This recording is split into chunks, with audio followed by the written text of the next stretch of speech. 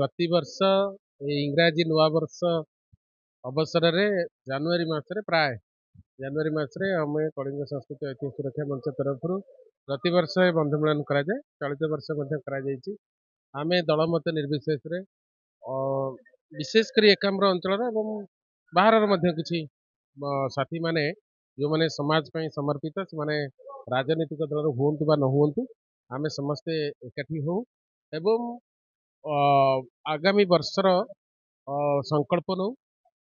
ଏ ବର୍ଷ ମଧ୍ୟ ସେହିପରି ଭାବରେ ଆମେ ଆୟୋଜନ କରୁଥିଲୁ। ସମସ୍ତେ ଦଳମତର ସବୁ ଦଳର ବନ୍ଧୁମାନେ ଆସିଛନ୍ତି ଏବଂ ଆମ ଭିତରେ ଗୋଟେ ଭାଇଚାରା ସୃଷ୍ଟି କରିବା ଏବଂ ବିକାଶରେ ସମସ୍ତେ ଏକାଠି ହେବା ଇଏ ହେଉଛି ବନ୍ଧୁ ମିଳନର ଲକ୍ଷ୍ୟ।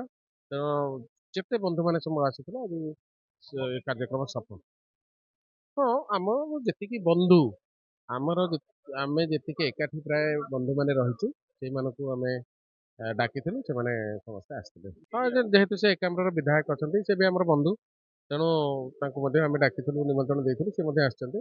ଏବଂ ଆମର ପ୍ରତ୍ୟେକ ଦଳ ମତ ନିର୍ବିଶେଷରେ କଂଗ୍ରେସର ଏଠି ଜିଲ୍ଲା ସଭାପତି ମଧ୍ୟ ଆସିଥିଲେ, କଂଗ୍ରେସର ଏଠି ସ୍ଥାନୀୟ ନେତୃତ୍ୱମାନେ ଆସିଥିଲେ, ବିଜୁ ଜନତା ଦଳର ମଧ୍ୟ ରାଜ୍ୟସ୍ତରୀୟ ନେତୃତ୍ୱମାନେ ଯୁବସାଥୀମାନେ ଏବଂ ସ୍ଥାନୀୟ କର୍ପୋରେଟର ଅନ୍ୟାନ୍ୟ ସାଥୀମାନେ ପୂର୍ବତନ କର୍ପୋରେଟର ବିଜୁ ଜନତା ଦଳର ମଧ୍ୟ ସମସ୍ତେ ଆସିଛନ୍ତି। ସେମିତି ଭାରତୀୟ ଜନତା ପାର୍ଟିର ମଧ୍ୟ କିଛି ସାଥୀ ମଧ୍ୟ ଯେଉଁମାନେ କାମ କରୁଛନ୍ତି ସମାଜରେ